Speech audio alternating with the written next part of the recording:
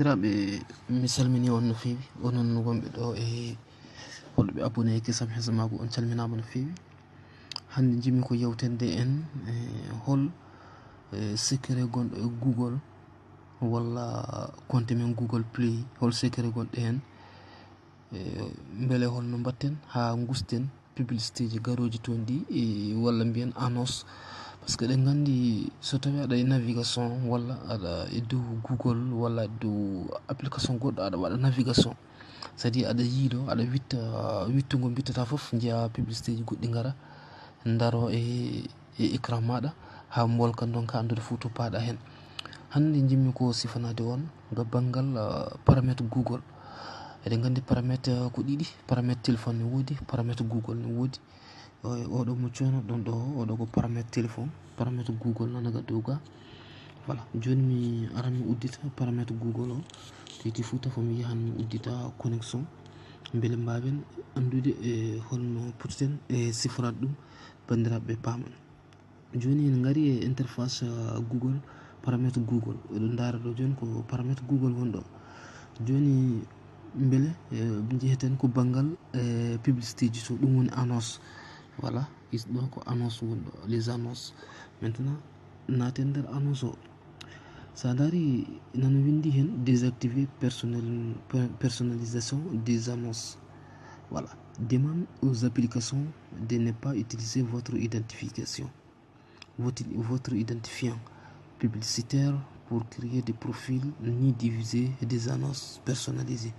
voilà ɗo ni mbatta mbaɗa ɗo activer. voilà ça, désactiver les annonces par certaines d'entrée. Vous verrez toujours des annonces, mais elles ne seront peut-être pas basées sur vos certaines d'intérêt. voilà, sachez que si vous videz les cachets, ces paramètres sera désactivé. donc c'est mis woni mbaɗa ok, vous faites ok parce que ça va vous arranger après.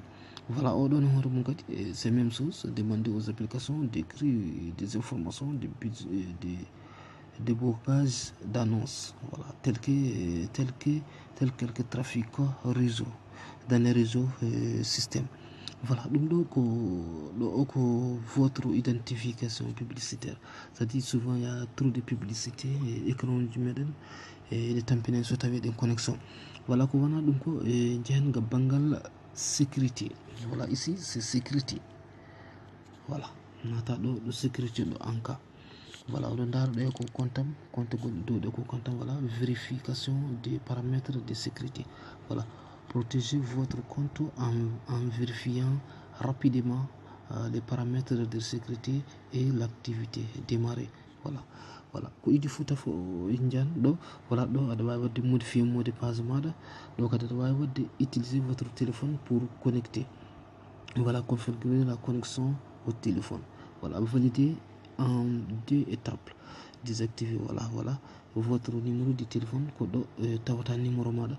voilà ici c'est notre numéro de téléphone, numéro téléphone maɗa mo guddirtoɗa Google Play o. donc c'est pas la peine ɗen guddirto foof. voilà ici c'est adresse mail de récupération. voilà ɗo en cas so tawi wonde ɗo o ko en cas so tawi wonde a perdi mot de passe maɗa walla ko nande adresse maɗa a perdi a wasi ɗum tan beele mbawa wadde récupéré compte maɗa.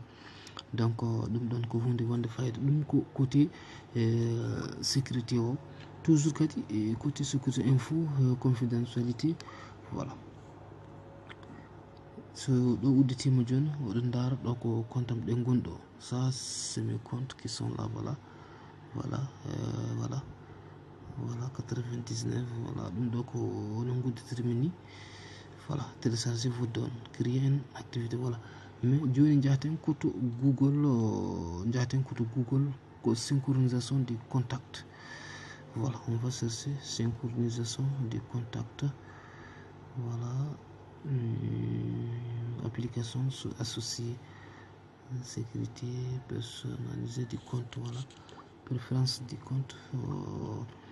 ok, on vient des données personnalisées. voilà, message d'appréciation numéro de téléphone apparaît, recherche, voilà, donc restaurer le contact, voilà. On doit restaurer le contact. Ko idi futa fo kala numéro gonɗo e piece maɗa a waɗan mo copier e dow téléphone maɗa hen, voilà a waɗan mo copier dow téléphone maɗa hen. Sa waɗi mo copier dow téléphone maɗa ɗo joni ko compte ma gonɗo.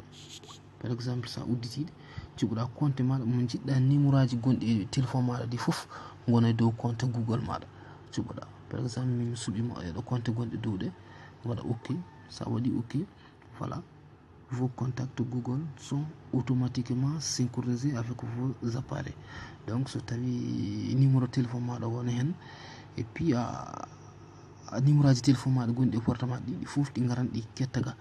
Bon kadi kala portable meɗo ngabbude e compte maɗa Google ɗo windata ɗo, par ce que ɗo dara min ñande miɗo jogino oɗo appareil 1508, voilà, voilà carte sim contact, il y a 120 numéro jam gonnude e oɗon portable, voilà 120 contacts fouf eɗi tawe ɗo, voilà.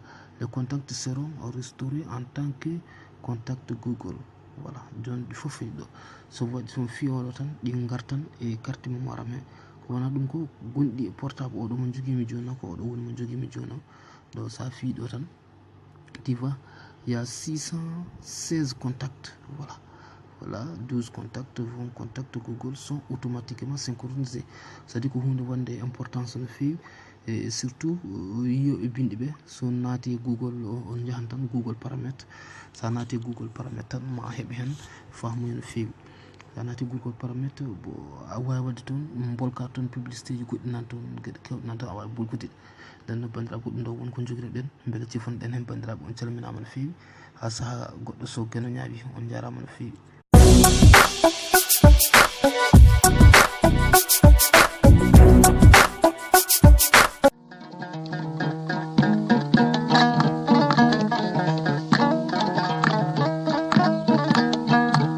e jorno alsilamen